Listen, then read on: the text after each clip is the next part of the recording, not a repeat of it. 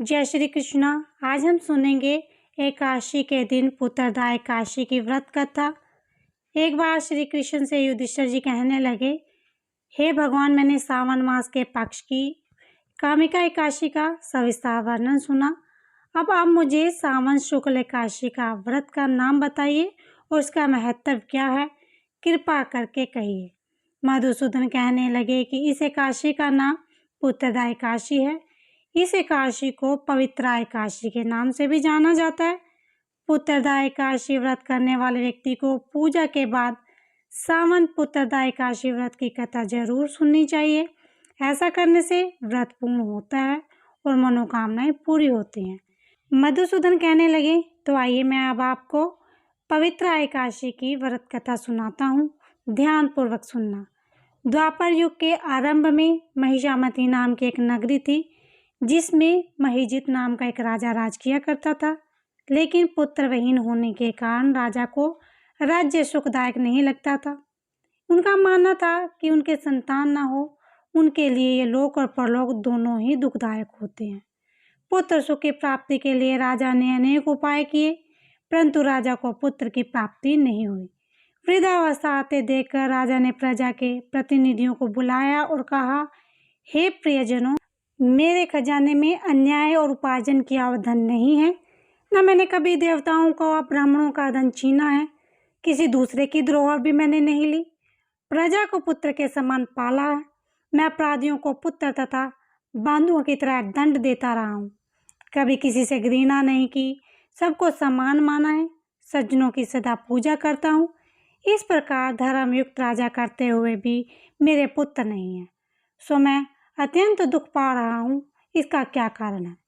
राजा महिजित की इस बात को विचारने के लिए मंत्री तथा प्रजा के प्रतिनिधि वन को गए। वहाँ बड़े बड़े ऋषि मुनियों के दर्शन किए। राजा की उत्तम कामना की पूर्ति के लिए किसी श्रेष्ठ तेजस्वी को देखते फिरते रहे। एक आश्रम में उन्होंने एक अत्यंत वृद्ध धर्म के ज्ञाता, बड़े तेजस्वी परमात्मा के मन लगाए हुए, निराधर, जितेंद्रिय, जिज्ञासु, जित क्रोध समानता धर्म के गुण तत्वों को जानने वाले समस्त शास्त्रों के ज्ञाता लोमश मुनि को देखा, जिसका कल्प के व्यतीत होने पर एक रोम गिरता था। सब ने जाकर ऋषि को प्रणाम किया। उन लोगों को देखकर मुनि ने पूछा कि आप लोग किस कारण से आए हैं? निसंदेह मैं आप लोगों का हित करूंगा। मेरा जन्म केवल दूसरों के उपकार के लिए हुआ है, इनमें संदेह मत करना। लोमश ऋषि के ऐसे वचन सुनकर सब लोग बोले, हे महर्षि, आप हमारी बात जानने में ब्रह्मा से भी अधिक समर्थ हैं। आप हमारे संदेह को दूर कीजिए। महिष्मतीपुरी का धर्मात्मा राजा महिजित प्रजा का पुत्र के समान पालन करते हैं, फिर भी वह पुत्र विहीन होने के कारण से दुखी हैं। उन लोगों ने आगे कहा कि हम लोग उनकी प्रजा हैं, उनके दुख में हम भी दुखी हैं। आपके दर्शन से हमें पूर्ण विश्वास है कि हमारा ये संकट अवश्य दूर हो जाएगा, क्योंकि महान पुरुषों के दर्शन मात्र से अनेक कष्ट दूर हो जाते हैं। अब आप कृपा करके राजा के पुत्र होने का उपाय बताइए। ये वार्ता सुनकर ऋषि ने थोड़ी देर के लिए नेत्र बंद किए और राजा के पूर्व जन्म का वृत्तांत जानकर कहने लगे कि यह राजा पूर्व जन्म में एक निर्धन वैश्य था। निर्धन होने के कारण इसे कई बुरे कर्म किए। एक गांव में दूसरे गांव में व्यापार करने जाता था।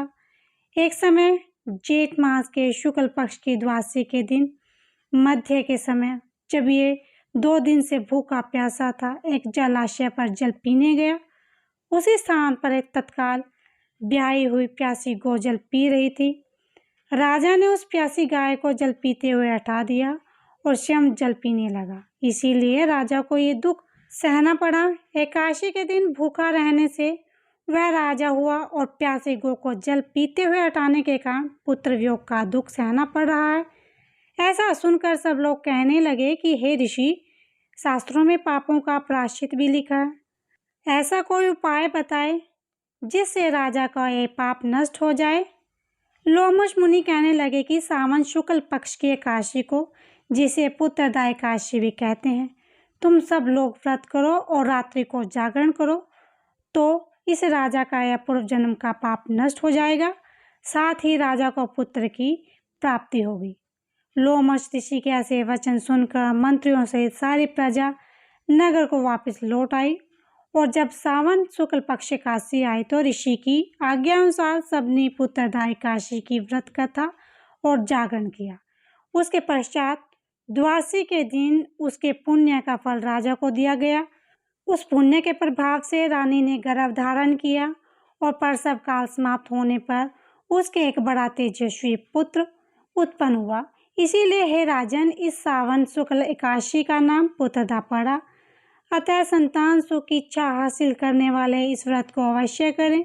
इसके महत्व को सुनने से मनुष्य सब पापों से मुक्त हो जाता है और इस लोक में संतान सुख पाकर परलोक में स्वर्ग को प्राप्त होता है।